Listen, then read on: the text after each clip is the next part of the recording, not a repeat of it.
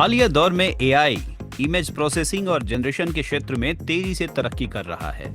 शब्दों से तस्वीर विकसित करने वाले डाल-ई और मिड जर्नी जैसे सिस्टमों ने तहलका मचा दिया है। डिजिटल तस्वीरें बनाना इतना आसान, तेज और सस्ता पहले कभी नहीं था। बर्लिन यूनिवर्सिटी ऑफ आर्ट्स में Vincent Brits artificial creativity seminar में छात्रों से ताजा तब्दीलियों पर बात कर रहे हैं। आप इसकी तुलना कुछ उस दौर से कर सकते हैं जब केवल क्लासिकल पेंटिंग हुआ करती थी और फिर अचानक शुरुआती फोटोग्राफर आ गए। उस वक्त बेशक विरोध हुआ और लोगों ने कहा कि वो कला नहीं है, फोटो है, किसी और के काम की चोरी है। और फिर आगे के बरसों और दशकों में फोटो आर्टिस्ट की पहचान स्थापित हो गई। मुझे लगता है कि आर्टिफिशियल इंटेलिजेंस के साथ भी यही होगा। एआई ऐतिहासिक वीडियो को कुछ ही सेकंड में रंगीन बना सकता है, लेकिन जटिल कलाकृतियों के मामले में इन प्रोग्रामों के भीतर एक सीमा दिखती है। मेरे ख्याल से इसके साथ दिक्कत यह है, मानो कोई कलात्मक वीडियो हो और घास गुलाबी हो क्योंकि आपने उसे गुलाबी रंगा हो, क्योंकि वो आर्ट फिल्म के लिए था, तो ये उसे हरा बना देगा क्योंकि ये औसत के मुताबिक काम करता है ना?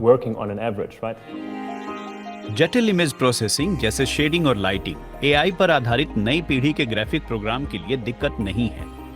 जिसे करने में कई घंटे और दिन लगते थे, वो अब कुछ सेकंड में हो सकता है।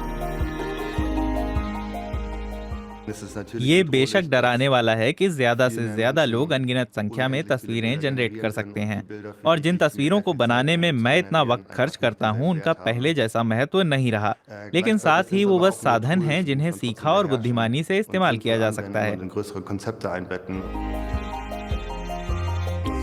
डाल-ई और मिड जर्नी जैसे प्रोग्राम पारंपरिक कलात्मक प्रक्रिया को अस्त व्यस्त कर रहे हैं। इनके टूल बेहद आसान हैं। प्रोग्राम में टेक्स्ट डालिए और एआई कमांड के तौर पर एक तस्वीर देता है। रचनाशीलता की कोई हद नहीं, भले कलात्मक गुणवत्ता कई बार संदिग्ध होती है। बतौर कलाकार मुझे नए तरीकों और साधनों का होना ज्यादा मुक्त और समर्थ बनाने वाला लगता है, जिससे नई तस्वीरें और नई चीजें बन सकती हैं। मुझे तो ये अवसर लगता है। ये रोमांचक है कि एक डिजाइनर को अब ये नहीं सोचना पड़ेगा कि फोटो कैसे बनाएं, बल्कि आपको ये सोचना है कि कैसे अच्छी तरह ब्यौरा दें ताकि कंप्यूटर फोटो बना सके। कमोबेश पहले जैसा ही काम है, लेकिन बिल्कुल अलग तरीके से। ऐसे लोगों की तस्वीरें जिनका अब अस्तित्व ही नहीं है, हर एक पिक्सल एआई का बनाया और जोड़ा हुआ।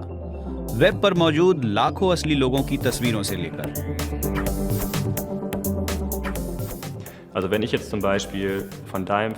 कल्पना कीजिए कि आप फेसबुक प्रोफाइल से सारी फोटो डाउनलोड करके एआई पर डालकर उसे आपकी फोटो बनाने के लिए कहते हैं।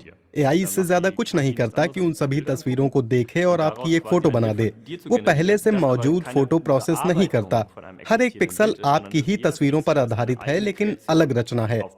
फिर निजता के अधिकार की बात करना मुश्किल हो जाता है। छात्रों को डेटा सुरक्षा, कॉपीराइट और नैतिक पक्षों से जुड़ी चिंताएं हैं और बेशक उन्हें एआई से अपने करियर के लिए खतरा पैदा होने की भी चिंता है।